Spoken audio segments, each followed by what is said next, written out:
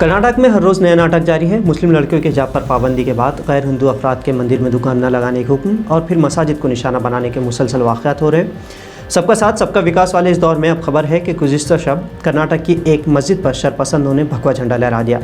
मुतलक़ी ताल्लुक़े में ये वाक़या पेश आया, लेकिन मुसलमानों ने सब्र के साथ इस वाक़े से शरपसंदों के हौसले पस्त कर दिए।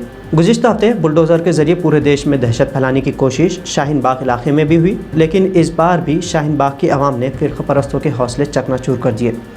मुस्लिम अक़लियतों को निशाना बनाने की मिसालों को यकजा किया जाए तो आपको रोज़ाना कम से कम इस तरह 2014 से अब तक मुसलसल बयानात वाक़यात मिल जाएंगे जहां मुस्लिम शनाख्त पर हमला किया जा रहा है। आप गौर करें तो मालूम होगा कि जिस काम के लिए हुकूमत को चुना गया है वो तो कहीं किसी दस्तूर में या क़ानूनी किताब में मौजूद ही नहीं। फिर ये हुकूमत कौन सी क़ानूनी किताब, कौन से दस्तूर को फॉलो कर रही है जहां भाषणों में सबसे हमदर्दी की बातें होती हैं, लेकिन अमली तौर पर बिल्कुल इसका उल्टा होता है। इंसानियत भी रोज़ शर्मा जाती है। मुस्लिम शनाख्त पर हमले की बात कर रहा था तो सबसे पहले तारीख़ के झरोके से इस जानिब तवज्जो देने की ज़रूरत है। अंग्रेज़ों के आने से पहले यहाँ हिंदू मुस्लिम इत्तेहाद था। मुग़ल दौर में हिंदू मुस्लिम कम्युनिटी में भी कभी फसाद नहीं हुए, जिससे भारत सोने की चिड़िया बन गया था। अब अंग्रेज़ों को यहाँ अपनी हुकूमत कायम करना थी और वो बग़ैर मुग़ल हुक्मरानों को बदनाम करने की हुकूमत सोच भी नहीं सकते थे। तो मुग़ल हुक्मरानों को हमलावर साबित करने की कोशिश की गई, जबकि आर्यन के जुल्म जबर की तारीख़ को पीछे धकेल दिया गया। मुसलमानों ने यहाँ सदियों की हुकूमत की, लेकिन कभी तलवार की नोक पर दूसरे मज़हब के मानने वालों को नहीं डराया। लेकिन आज की जो तारीख़ है उसमें मुसलमानों को ऐसे जालिम बनाकर पेश किया जा रहा है जैसे मुसलमानों के आने से ही भारत में तबाही हुई है। वो जो मुस्लिम हुक्मरानों के आने से पहले ज़ात पात में इतने हदें पार कर जाते थे कि कुएं से पानी देना तो दूर, दलितों और आदिवासी ख़वातीन को सीने तक ढकने न दिया जाता था, वही लोग आज मुस्लिम शनाख्त पर हमला कर रहे हैं। मुस्लिम हुक्मरानों ने जो बड़ी बड़ी मस्जिदें, इमारतें बनवाई, उसे मंदिर की जगह बनवाने का शोशा छोड़कर मुतनाज़ा बनाया जा रहा है। बात सिर्फ इन इमारतों की नहीं है, बल्कि हमारी मजहबी, तारीख़ी और तहज़ीबी शनाख्त की है। बाबरी मस्जिद का वाक़या हमारे सामने है। इस्लाम किसी भी नाजायज़ कब्ज़े की जगह पर तामीर की इजाज़त नहीं देता, तो कैसे अखंड भारत के राजा दूसरी इबादतगाहों को तोड़कर मस्जिदें और मकबरे बनाएंगे। हैरत की बात तो यह है कि उस दौर की कोई ऐसे तारीख़ नहीं है, कोई दस्तावेज़ात नहीं है कि अवाम ने इन मुस्लिम इबादतगाहों की तामीर के ख़िलाफ़ आवाज़ उठाई हो। मौजूदा सियासतदानों और उनके फॉलोअर्स को लॉजिक, मंतक़ या दस्तावेज़ात और हकीकत से कोई लेना देना नहीं है। यही वजह है कि अगर इमारतों को मुतनाज़ा बना दिया जाए तो एक आम राय ये बनती है कि मुसलमान यहाँ हमलावर हैं, उन्होंने दीगर कौमों की इबादतगाहों को तोड़ा है। मुस्लिम कौम में टॉलरेंस नहीं है, ये इंतहा पसंद होते हैं। इस तरह की सोच पैदा की जा रही है और सोशल मीडिया पर तो छोड़िए, ख़ुद इन हुक्मरानों के भाषणों में भी उनकी ज़हनियत की अक्कासी होती है। मुल्क की फ़िस्ताई ताक़तों ने मुल्क में फ़िरक़ावारियत का जो जहन्नुम भड़काया है, उसकी ज़द में मुल्क के गरीब तबक़ात और अक़लियतें ख़ास तौर पर मुसलमान हैं। हनुमान जयंती, रामनवमी जैसे मजहबी त्यौहार तो गोया इन शरपसंदों के लिए शरपसंदी का परवाना ही लेकर आते हैं, और अब तो इन अशरार के गोया अच्छे दिन आ गए हैं कि उनकी इन शरंगेज़ियों को सरकार और उसके मिशनरों का पूरा ताउन हासिल होता है। सोशल मीडिया के ज़माने में ये बात खुलकर सामने आ गई है कि फसादात के दौरान अशरार और हिफाजती अमला हाथ में हाथ डाले खुले एक दूसरे के साथ मसरूफ़ गारतगिरी है, और ये इसलिए है कि उनके सर पर सरकार का हाथ है कि जब सैयब है कोतवाल, अब डर काहे का। फिल्म द कश्मीर फाइल्स इसकी एक छोटी सी मिसाल है। मुस्लिम हाथ मल रहे हैं, एक दूसरे की तरफ देख रहे हैं।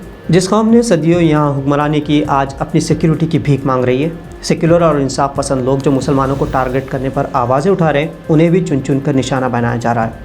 फिर वो चाहे IAS ऑफिसर हो, IPS हो, जज हो, सहाफ़ी हो, डॉक्टर हो या कोई और अहदे पर फायज अफसर। अभी आज ही योगी हुकूमत में चलाए जा रहे बुलडोज़र पॉलिसी के ख़िलाफ़ अदम दिलचस्पी से रियासती DGP मुकुल गोयल को बरतरफ करने की खबरें हैं। एक तरफ ताकतवर मुस्लिम सियासी कायदीन को एक के बाद एक निशाना बनाकर सियासी जमीयत या हैसियत ख़त्म करने की कोशिश की जा रही है, तो कईयों को जेल भी भेजा जा रहा है। आज़म खान उत्तर प्रदेश के खदावर लीडर हैं। उन्हें यूनिवर्सिटी बनाने पर ज़मीन ख़रीदने के बावजूद 80 से ज़्यादा FIR रजिस्टर्ड की गई। मुख्तार अंसारी जेल में है। बिहार के शेर कहे जाने वाले शहाबुद्दीन को तो आखिरी सांस तक राहत नहीं मिली।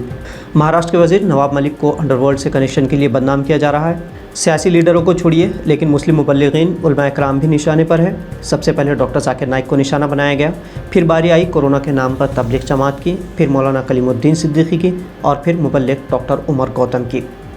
मकसद शायद एक ही है कि हिंदुस्तानी मुसलमानों को दुगम दर्जे का शहरी बना दिया जाए, उनके हालात म्यांमार और श्रीलंका की तरह कर दिए जाए कि उनकी तजलील का रोज़ाना कोई ना कोई मौका तलाश किया जाए کہ جس سے انہیں احساس کمتری میں مبتلا رکھنے کی کوشش ہو۔ ملک کے حالات دیکھ کر لگتا نہیں کہ اب کوئی قانون، کوئی دستور باقی رہ گیا ہو۔ سرکار کے لیے کسی کے مجرم ہونے کے عدالتی فرمان کے انتظار کی کوئی ضرورت ہی نہیں ہے۔ سرکار جسے چاہے جیسی چاہے سزا دینے کے لیے آزاد ہے۔ فرقہ وارانہ فسادات کی آگ کو بھڑکانے کی ہر ممکن کوشش کی جا رہی ہے۔